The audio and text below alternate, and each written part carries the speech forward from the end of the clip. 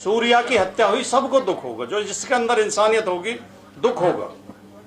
कारण क्या है वो अलग बात है, क्या था, आपसी रंजिश थी, ठीक है, लेकिन उसी दिन 3 हत्याएं हुई हैं।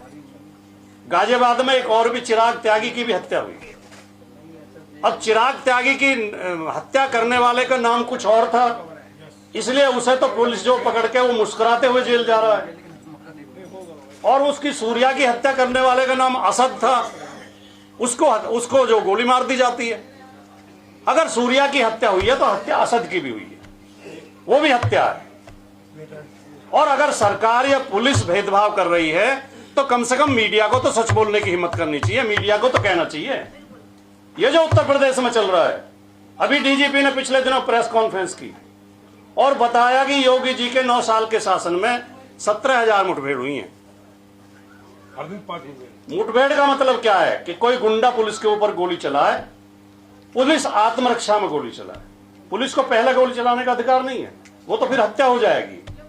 कागज में यही लिखा जाता है, पुलिस के रिकॉर्ड में यही लिखा जाता है। दरोगा जी चेकिंग कर रहे थे, ये गाड़ी से आ रहा था, दरोगा जी ने रुकने का इशारा किया, उसने गोली चलाई, दरोगा जी ने झुक कर गोली बचाई और बदले में गोली चलाई आत्मरक्षा के लिए, वो उसे लगी।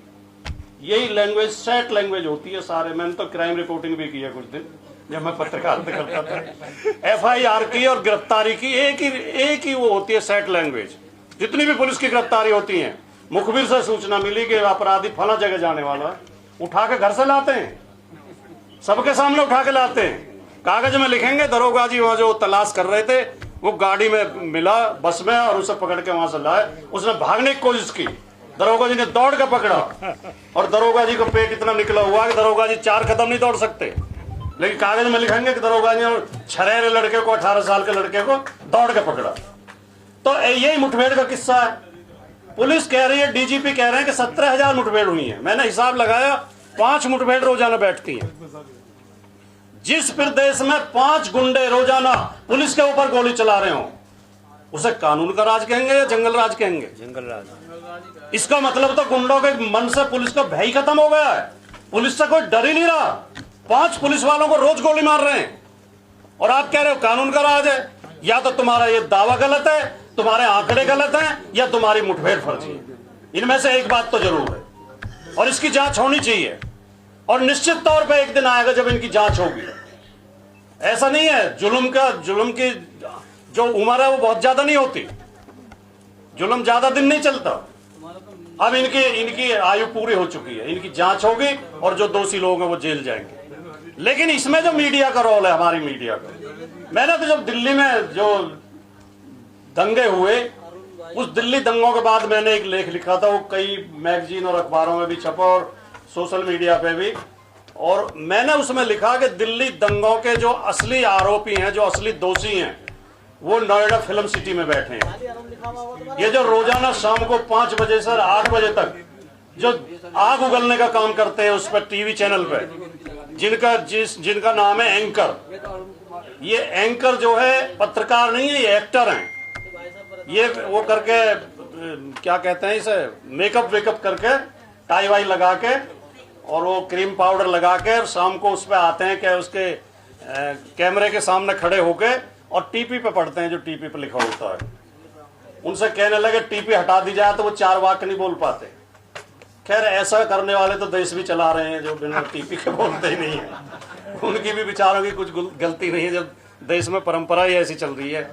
लेकिन मैं आखिर में ये कहते हुए कि ये जो जुल्म जाती चल रही है, ये हम सब के लिए बहुत शर्म की बात है। ये देश इतना शानदार देश है, इस देश की परंपराएं इतनी शानदार रही हैं, यहाँ हमारा सोशल फैब्रिक, हमारा भाईचारा, हमारी मेल मोहब्बत की जड़ें इतनी गहरी हैं कि हम एक दूसरे के तीज त्योहार में, एक दूसरे के सुख दुख में हमेशा काम आते रहे हैं। इस ताने बाने को बिगाड़ने की कोशिश की जा रही है, और उसमें मीडिया जो है बेशर्मी के साथ शामिल है, तो उसमें हमें चिंता है। इनका हम सबको मिलकर, आपको, हमको, सबको मिलकर मुकाबला करना है। और ये विश्वास, मैं कह सकता हूं विश्वास के साथ कि जीत अंत में हमारी होगी, जीत भाईचारे की होगी। नफरत हारेगी, झूठ हारेगा, सच जीतेगा, सच की जीत होगी। गुलाम सरवर साहब ने बताया कि ये कार्यक्रम 30 मई को हिंदी पत्रकारिता दिवस के अवसर पर होना था, लेकिन नहीं हो पाया किसी वजह से, तो आज पर्यावरण दिवस के अवसर पर हो रहा है। वैसे पत्रकारों का कार्यक्रम पर्यावरण दिवस पे ही हो, ये ज़्यादा बढ़िया है, क्योंकि सबसे ज़्यादा प्रदूषण आज पत्रकारिता में ही है और पत्रकारिता के पर्यावरण को ही शुद्ध करने की सबसे ज़्यादा ज़रूरत है देश में। मुझे अभी पीछे शेर बोले जा रहे थे पत्रकार से संबंधित, तो आदरणीय उदय प्रताप जी का एक शेर मुझे भी याद आ रहा था कि जो सिर से लेके पांव तक खुददार नहीं है, हाथों में कलम लेने का हकदार नहीं है। और मेरा ये मानना है कि पत्रकारिता कोई उद्योग नहीं है, पत्रकारिता कोई व्यवसाय नहीं है, पत्रकारिता कोई दुकानदारी नहीं है, पत्रकारिता एक जज्बा है, पत्रकारिता एक जुनून है। जिसे पत्रकारिता करनी होती है उसे ना संसाधनों की चिंता होती है, ना दबाव की चिंता होती है, ना पैसे की चिंता होती है, ना लालच की चिंता होती है, ना उसके अंदर डर होता है। पत्रकार का काम है सच को उजागर करना, सच को बताना। और वो कृष्ण बिहारी नूर का मुझे एक शेर याद आता, आप सबने सुना होगा, बहुत फेमस शेर है उनका कि सच घटे या बढ़े सच न रहे, झूठ की कोई इंतहा ही नहीं। तो जब सच नहीं होता है, जो न्यूज दिखाई जा रही है अगर उसमें सच नहीं है तो पत्रकारिता है ही नहीं, वो फिर कुछ और है, उसे आप कुछ भी नाम दे लें। पत्रकारिता, जो भारतीय पत्रकारिता की जहां तक बात की जाती है, हिंदी पत्रकारिता, हिंदी का पहला अखबार 30 मई 1830 को प्रकाशित हुआ, उद्दंत मार्तंड। लेकिन हिंदी पत्रकारिता की शुरुआत 1780 में हो चुकी थी। 1780 में जो पहला अखबार अंग्रेजी में छपा कलकत्ता से, उसके संपादक, उसके प्रकाशक भी एक अंग्रेज ही थे, जेम्स अगस्टन हिक्की। और मैं समझता हूं कि भारतीय पत्रकारों का आदर्श जेम्स अगस्टन हिक्की होना चाहिए। वो आदमी था जो अंग्रेज होते हुए अंग्रेजी सरकार के खिलाफ खुल के अपने अखबार में लिखता था, जो ईस्ट इंडिया कंपनी के घोटालों के बारे में लिखता था। उस समय जो वारेन हेस्टिंग्स, जो भारत के गवर्नर जनरल थे, उन्होंने उसके ऊपर मुकदमे किए, उसे जेल में डाल दिया। जेल में रहते हुए भी उसने अपना अखबार निकाला और आखिर में अंग्रेज सरकार ने उसकी प्रेस जब्त कर ली और उस पर रोक लगा दी और उस अखबार चलाने से रोक दिया। तो जो पहला ही अखबार था देश का, वही एक बागी अखबार था, वही एक सत्यवादी अखबार था और निडर अखबार था। तो हमारी पत्रकारिता की नींव तो बहुत अच्छी पड़ी। फिर जब भारतीय स्वतंत्रता का आंदोलन जो चला 1857 से 1947 तक, उस पूरे 90 वर्ष के कार्यकाल में पत्रकारों का बहुत बड़ा योगदान है और अखबारों का, मीडिया का बहुत बड़ा योगदान है। और अगर आप नजर डालेंगे तो हमारे स्वतंत्रता आंदोलन के जो बड़े बड़े नेता हैं, वो सब पत्रकार हैं, वो सब अपना अखबार निकाल रहे हैं, वो किसी न किसी अखबार के संपादक हैं। और जितने पत्रकार हैं जो अखबार निकाल रहे हैं, वो सब कहीं ना कहीं स्वतंत्रता आंदोलन में शामिल हैं। लेकिन उस समय के आज के समय की मैं एक तुलना करना चाहता हूं।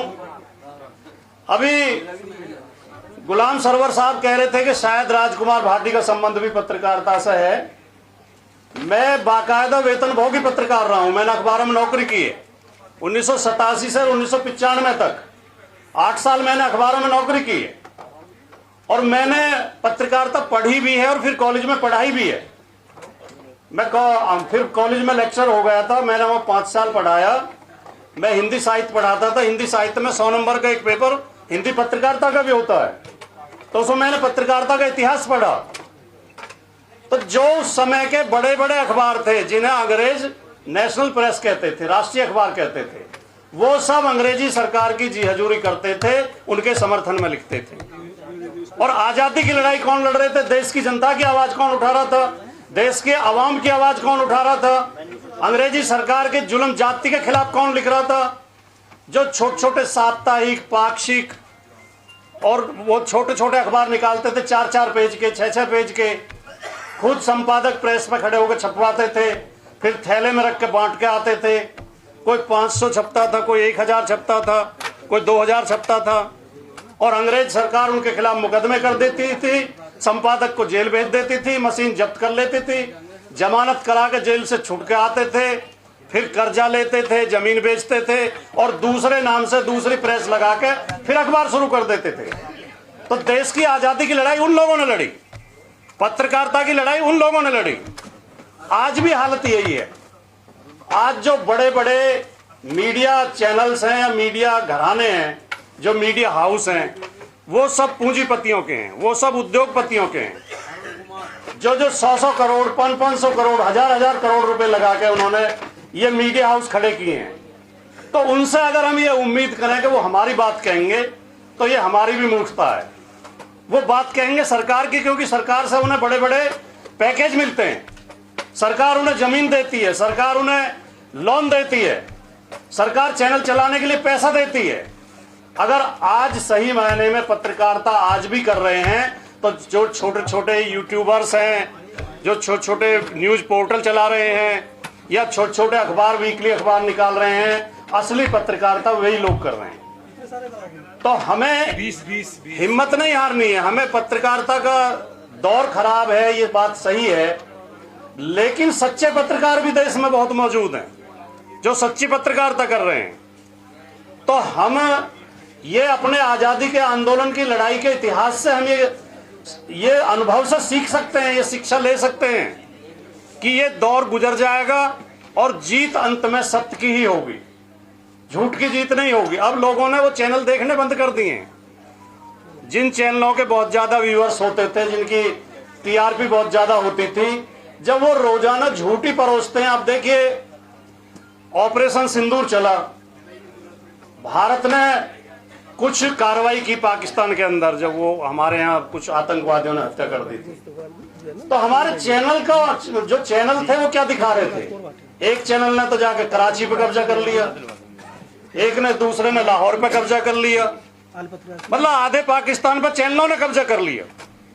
और कह रहे हैं उनका सेनापति बंकर में जा छिपा है, और उनके जो है नेवी के ऑफिसर छोड़ छोड़ के भाग गए हैं, और एयरफोर्स ने लड़ाई लड़ने से मना कर दिया है। और जब शांति हुई पता चला ऐसा तो कुछ हुआ ही नहीं था।